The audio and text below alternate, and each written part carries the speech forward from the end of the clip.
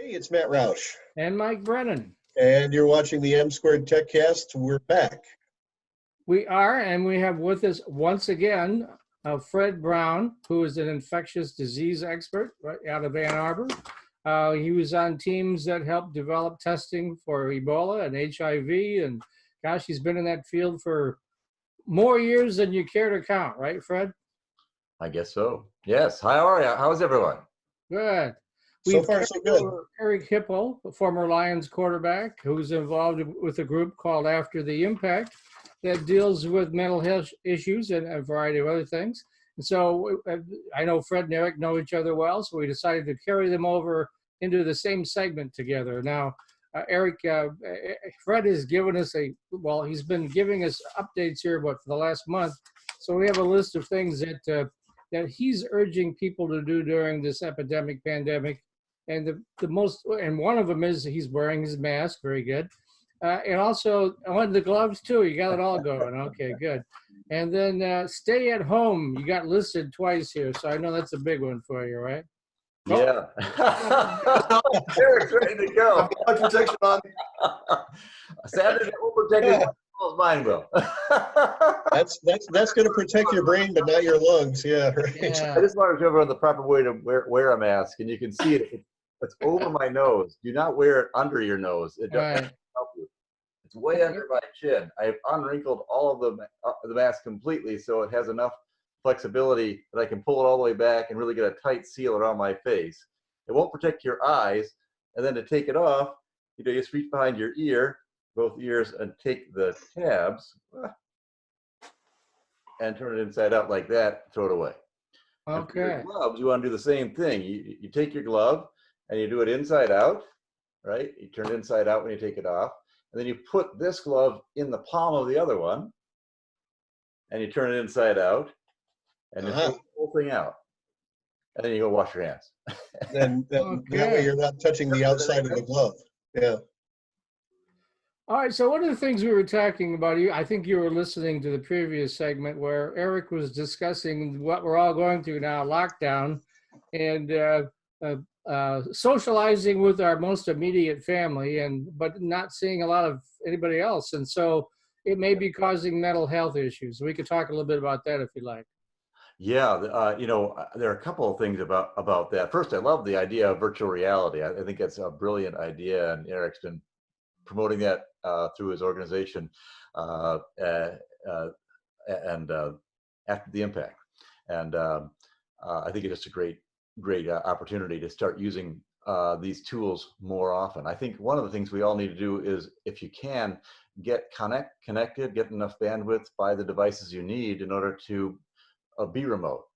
For example, last weekend we had a remote Pictionary, and we all drew pictures. And one person was in Utah, one person was in Pittsburgh, and we had a great time with the family, just pulling it all together. And next weekend we're going to do virtual again on using Skype and Zoom.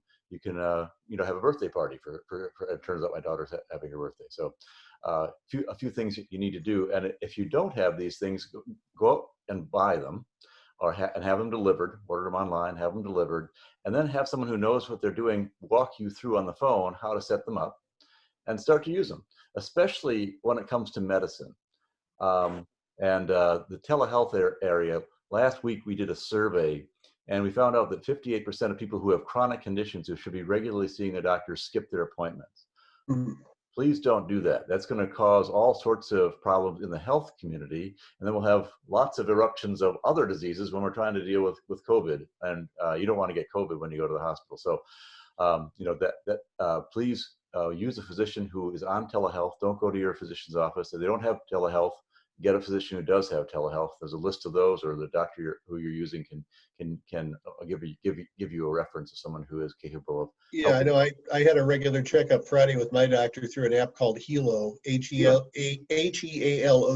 and that's what his office uses. There's a bunch of similar apps out there, though. Healthcare Network's another great one that's right out of Wixom that J&B has, for example. Care24 is another one in the area. So there are a large number of them. They're all excellent, and you can really get almost everything you need, at least on a conversational basis, through the phone. So to the extent it's possible, using telehealth will at least keep your chronic conditions in order. Uh-oh. All right, so Fred, tell me about it's been, you know, so this is a personal question for me. It's been a little over 2 weeks since I went to the grocery store. I'm running out of fresh stuff. How should people handle that? Yeah, to the extent possible, buy it online and have it delivered. And we've gone online recently, and we found out the kind of 2-week wait list. So you may have waited just a little bit too long.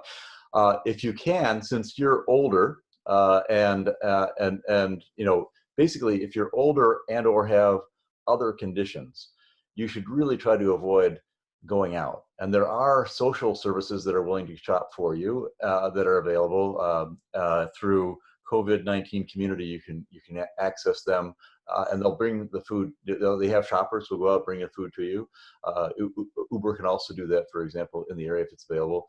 And if all else fails, then try to have someone go for you. Someone in your family or a friend who's going to go shopping anyway, go for you. If they're younger, when we look at sadly, when you look at the fatality in the space, 80% will be from people who are our age or have a compromising condition. We hear about the young, we know it's an issue, but the real issue is people like us, sadly. I have gone out shopping, but I put on one of those N95 masks and I wore gloves. If you go early in the morning, for instance, I'm not giving a plug for Myers, but on Tuesdays and Thursdays between 7 and 8 in the morning, it's supposed to be reserved for older people like Matt and I. I know you guys are young men, but of course, Matt is married to a much younger wife, so he can send her, right? That's right. Well, a couple of things about shopping itself. Just try to keep 6 feet away from everyone. They should have squares marked out for waiting in line. If you can, use the automated checkout. Don't bring a bag you're going to reuse. Use a disposable bag, preferably out of paper, not out of plastic. COVID lasts 3 or 4 times longer on plastic than it does paper. There's now a new rule. They've just found out that COVID can be transferred through the air. And that's different than what we thought. We thought originally it was off surfaces, sputum off surfaces, and now it turns out that these aerosol pieces can stay in the air for up to 3 hours. So if you're in a room that's someone with COVID and so on, the longer you're with that person, the more likely you are to be exposed. And so to the extent possible, the new rule is 6 and 6. That means if you're waiting in line in the shopping mall, you should be 6 feet shopping for food. You should be 6 feet away from everybody if you can. When you're with that person, in order to do what they need to do behind the plastic, you have them the credit card, and you should only spend 6 seconds or less with that person and move on. If you can't do that, you should avoid the interaction. Wow. I'm sorry, to put that in perspective, the measles, which is really, that's under 3 hours, right? For that it can exist in airborne, correct? Yes, the measles is is the most infectious agent we know. And if you're in a room with one person with measles with 10 people, 9 of them will get it within a half an hour of the contact.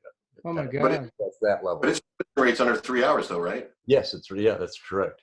It does break down quickly, thank goodness. Yeah. But what I'm saying, so we're talking about COVID it's 3 hours. There's what they're talking about. So which is kind of okay.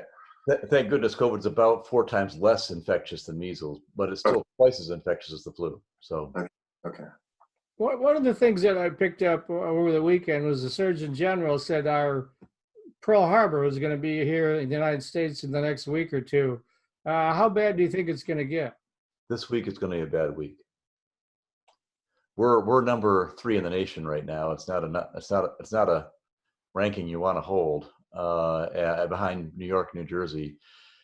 And I was reading today that basically my colleagues and I are thanking God that we did not have the auto show this January. Yeah, I saw that in the Free Press today. I think otherwise we would have been number 1. 5,000 journalists coming in from around the world. Matt and I have covered the auto show for years. Absolutely, it's great. One of the greatest events. Yeah, that Lions football. Yes, and Lions football, of course, that's another great event. Well, and you go to the new model introductions at the auto show, and there'll be 1,000 reporters cheek by jowl. I mean, we're all standing on top of each other. So. And you're sitting together in cars, and it would have been, and holding things and touching things, and it would have been just a mess. So thank goodness. Huh. So what other, we got a couple of minutes left. So other sort of tips, steps that people should take? Yeah. Matt said he wanted to ask me about takeout. And takeout food, yes. Who's preparing that takeaway food. And so what I recommend, what most infectious disease specialists recommend, is you actually have the food delivered to you if possible, if not, certainly outside the restaurant. You never go inside the restaurant anymore. And you pick it up and with your gloves, and you take it out of the pack with your gloves, and you replate the food, and you put it in a microwave, and it should boil for 2 minutes or more. Over 2 minutes more. That'll kill all the bacteria as well as the viruses. It should. Don't eat cold food to the extent possible. That is sort of an invitation. And for if you do want to have a salad, you can ask them to keep all the dressings on the side. Take the salad they've given you, or your own salad and fresh fruit.